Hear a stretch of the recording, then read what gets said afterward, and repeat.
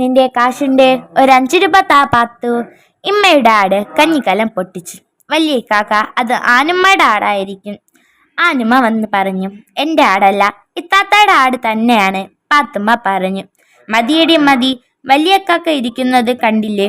നീ ഒന്ന് അടങ്ങി ഒതുങ്ങി ജീവിര്. എൻ്റെ ആടാണെന്ന് നീ എങ്ങനെ അറിഞ്ഞ്? അതൊന്ന് പറഞ്ഞ്. ആനുമ്മ പറഞ്ഞു, ഞാൻ വലിയ കാക്ക അറിയാൻ പറയുകയാണ്. ഇത്താത്തയുടെ ആട് വന്നാൽ ഉടനെ എൻ്റെ ആടിനെ ഞാൻ അകത്ത് കൊണ്ടുപോയി പിടിച്ച് കെട്ടും.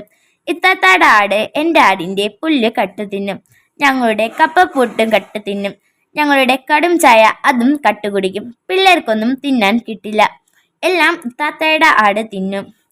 പാത്തുമ്മ അപമാനിതയായി വീരോടെ പറഞ്ഞു, മതിയടി മതി, നിന്റെ കാക്കത്ത ഓരോട് നിനക്കെവിടുന്ന ആട്? ആനുമ്മ പറഞ്ഞു, അക്കിത്താത്ത തന്നതാണ്.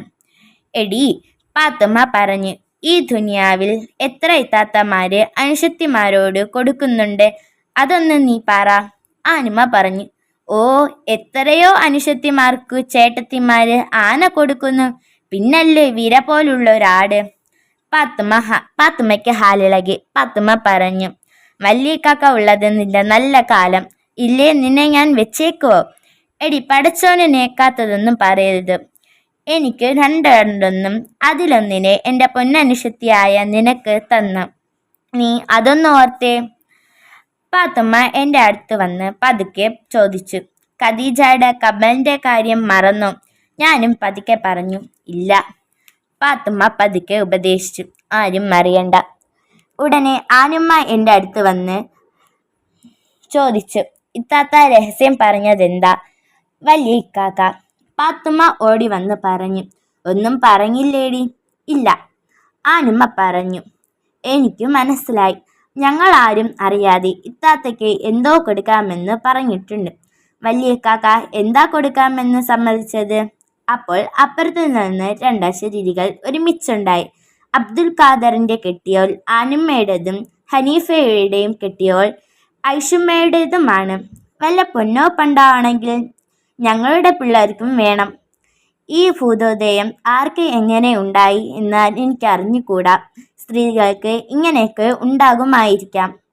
എന്നാൽ അത് കേട്ട ഉടനെ പാത്തുമ്മയ്ക്ക് വീണ്ടും ഹാലിളകി. പാത്തുമ്മ പറഞ്ഞു, എടി ഖദീജ, ഞമ്മടെ ആടിനെ വിളി, ഞമ്മക്ക് പോകാം. ഇങ്ങനത്തെ മുഷ്ടകളാ ഇവിടെ, ഞമ്മക്കിങ്ങ് ഈ വീട്ടിൽ കാല് കുത്തണ്ട.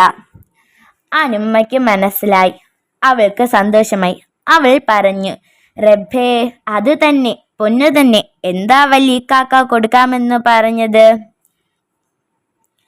ഞാൻ പറഞ്ഞു എന്ന് പറഞ്ഞാൽ ഞാൻ പ്രഖ്യാപിച്ചു. എല്ലാവരും അറിഞ്ഞു. ഖദീജയ്ക്ക് 2 കമ്മലാണ്. ഞാനത് പണിയിച്ചു കൊടുക്കാമെന്ന് പറഞ്ഞിട്ടുണ്ട്. കൊടുക്കാൻ തന്നെ വിചാരിക്കുന്നുണ്ട്. എന്താ, വല്ലവർക്കും എതിരുണ്ടോ?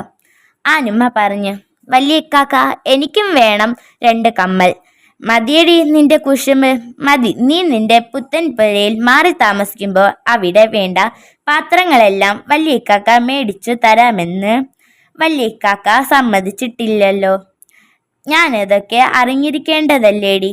കേട്ടോടി അനുഷത്തി, ഈ രഹസ്യം പാത്തുമ്മ എങ്ങനെ അറിഞ്ഞു?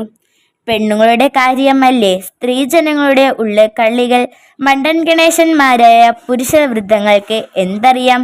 ഡുങ്കു ഡുങ്കു.